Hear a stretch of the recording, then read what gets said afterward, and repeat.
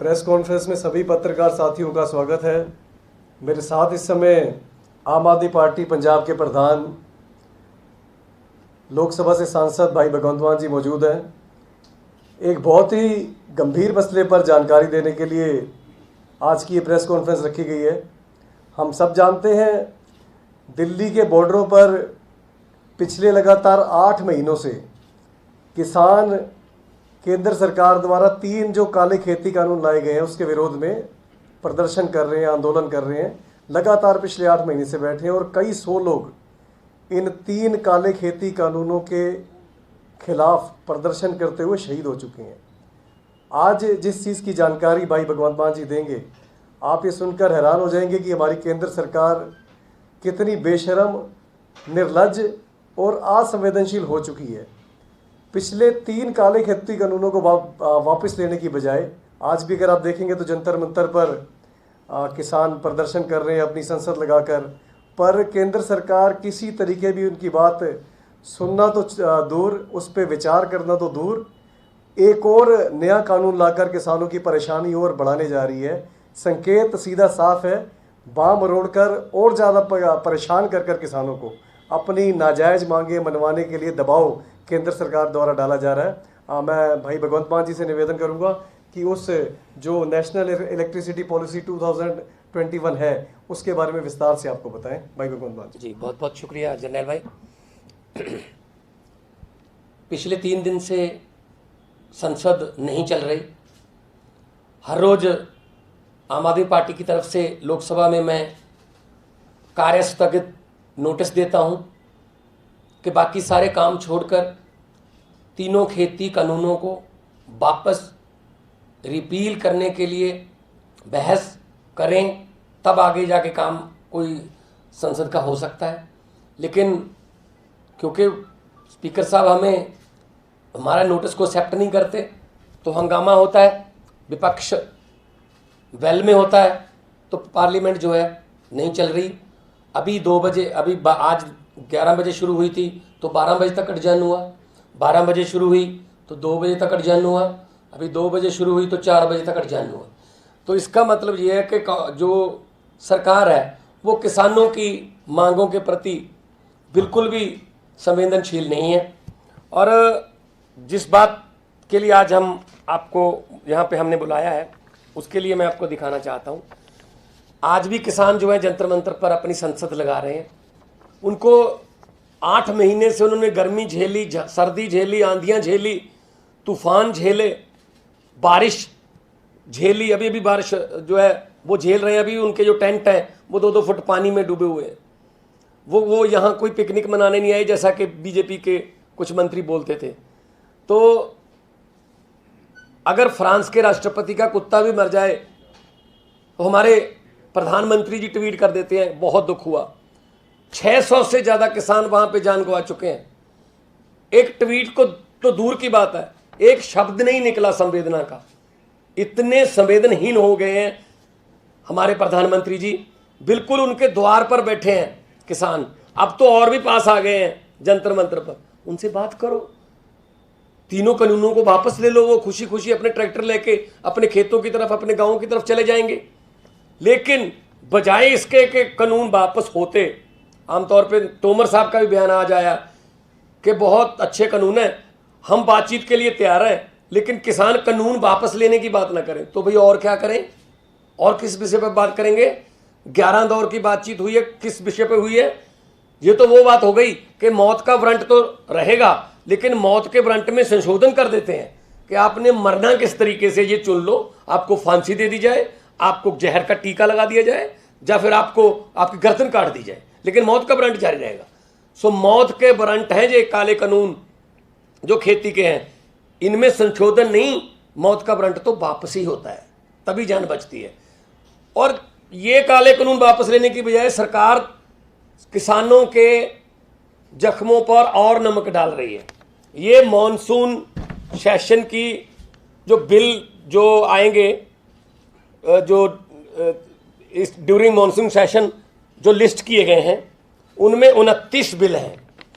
27 number पर electricity amendment bill 2021 है।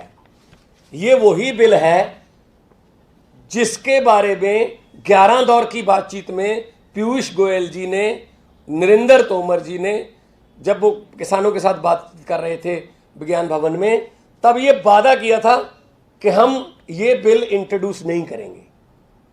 जब ऑल पार्टी मीटिंग हुई 18 तारीख को, तब मैं पीयूष गोयल जी को पूछा मैंने कि जी आप तो कह रहे थे कि ये बिल आएगा नहीं, ये तो बिल आपने इंट्रोड्यूस कर दिया।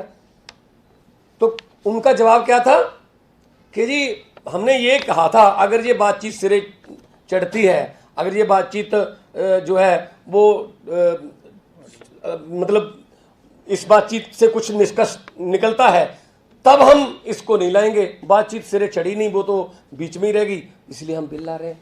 इसमें क्या है, इसमें बिजली भी राज्यों का अधिकार नहीं रहेगा। जो बिजली है, इलेक्ट्रिसिटी है, अभी राज्यों का अधिकार है। इसमें बिजली भी केंद्र सरकार छीन रही है, जीएसटी की तरह, खेती की तरह और हेल्थ की तरह, एजुकेशन की तरह। तो राज्यों के पास क्या रह जाएगा? इलेक्ट्रिसिटी अमेंडमेंट बिल, इससे क्या नुकसान होने वाला है पंजाब में, क्योंकि पंजाब सेंट्रल पूल को लगभग 40% अनाज देता है। तो पंजाब में किसानों को खेतों की बिजली जो है ट्यूबवेल की वो फ्री है, सब्सिडी देती है पंजाब गवर्नमेंट 5 से 6 हज़ार करोड़ की एक साल में। इससे क्या हो जाएगा, वो सब्सिडी खत्म होगी, किसानों को बिल आएंगे। असल में ये क्या कर रहे हैं, खेती को इतना महंगा कर दो कि किसान खुद ब खुद कह दें जी हमारी जमीन ले लो, इसको पूंजीपतियों को दे दो, हमने नहीं खेती करनी। मतलब ऐसे इतना तंग किया जा रहा है कि बिजली उनसे छीन लो, मंडियां उनसे छीन लो, तो वो अपने आप अपनी जमीनों को गवर्नमेंट के हवाले या पूंजीपतियों के हवाले करने पर मजबूर हो जाएंगे। इस मुद्दे पर हम पार्लियामेंट में जोरदार तरीके से आवाज उठाएंगे।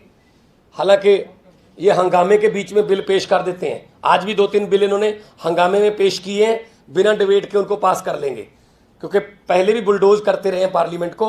तो ये 2 मांगे उन्होंने कहा था, एक तो जो एयर पोल्यूशन का बिल है उसमें से किसानों को निकाल देंगे, किसान उसमें नहीं रखेंगे जिसमें 1 करोड़ रुपए का जुर्माना है, 5 करोड़ रुपए का जुर्माना, तो उसमें नहीं रखेंगे। एयर पोल्यूशन का बिल भी आ रहा है तीसरे नंबर पर, 29 में से तीसरे नंबर पर एयर पोल्यूशन का है, 27 नंबर पर इलेक्ट्रिसिटी है। ये राज्यों के अधिकार पर शरेआम डाका है, ये फेडरल स्ट्रक्चर के लिए बहुत खतरनाक है।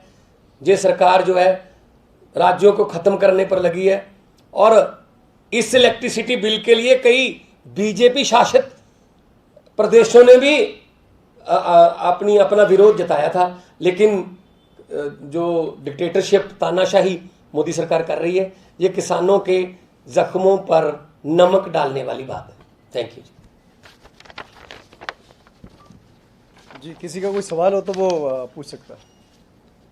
और हम पंजाब में भी, सड़कों पर भी और संसद में भी इस बिल का और खेती बिलों का जोरदार विरोध जारी रखेंगे, जितनी देर सरकार इन तीनों बिलों को रिपील करने की और इस जो बिजली अमेंडमेंट जो बिल है इसको लिस्ट से हटाती नहीं। एक बार अगर ब्रीफ कर दें इसको, जो बिल है जिसकी खराबी आप बता रहे हैं, अगर उसके आपने एक बताया कि अब सब्सिडी नहीं दे पाएगा स्टेट, और क्या क्या आपको इसमें बिल में खराबी? उसमें क्या है कि बिजली जो है, जैसे पंजाब है, पंजाब बिजली पैदा करता है, पंजाब की सारी बिजली सेंटर ले लेगा, उसके बाद पंजाब को अपने लिए बिजली मांगनी पड़ेगी, बिल्कुल जीएसटी की तरह। हम जो स्टेट है वो टैक्स इकट्ठा करके सेंटर को देती है और अपना हिस्सा मांगने के लिए भीख मांगनी पड़ती है, बिल्कुल सेम है। ऐसा ही बिजली के साथ कर रहे हैं ये, कि बिजली अब स्टेट सब्जेक्ट नहीं रहेगा। इससे पहले बिजली, एग्रीकल्चर, हेल्थ, एजुकेशन ये स्टेट सब्जेक्ट थे, लेकिन अब ये स्टेट सब्जेक्ट नहीं रहे। जैसे दिल्ली सरकार के जो हर काम में एलजी को लगा दिया गया है, हर काम में एलजी जो है टांग अड़ाता है, बिल्कुल उसी तरह से ये सभी स्टेटों से बिजली सेंटर ले लेगा। उसके बाद उनको वापस अपनी बिजली, अपने हिस्से की बिजली लेने के लिए मिन्नतें करनी पड़ेगी, हाथ में कटोरे पकड़ने पड़ेंगे। ठीक है जी, थैंक यू जी। सर, ये अभी जो चल रहा है, जो जनता दफ्तर में तमाम किसान पहुंचे हुए हैं, वहाँ पर ये खबर आ रही है कि जो मीडिया कर्मी है उनके साथ मारपीट की भी खबर आ रही है। अमित मालवीय ने भी एक ट्वीट किया है जहाँ पर एक कैमरामैन लहू लुहान नजर आ रहे हैं। क्या कहेंगे किसानों को फिलहाल जो वहाँ पर है? देखिए, वैसे तो बहुत ही ऑर्गेनाइज्ड और डिसिप्लिन तरीके से उन्होंने ये प्रोग्राम बनाया है। 200 आदमी हर रोज आएंगे और 200 के 200 का आई कार्ड बनाया है संयुक्त मोर्चा ने, उनकी स्टैंप लगी हुई है, उनके साइन है। तो ऐसा नहीं हो सकता कि कोई शरारती तत्व कोई गलत आई कार्ड बना के घुस जाए, तो ऐसा होना नहीं चाहिए।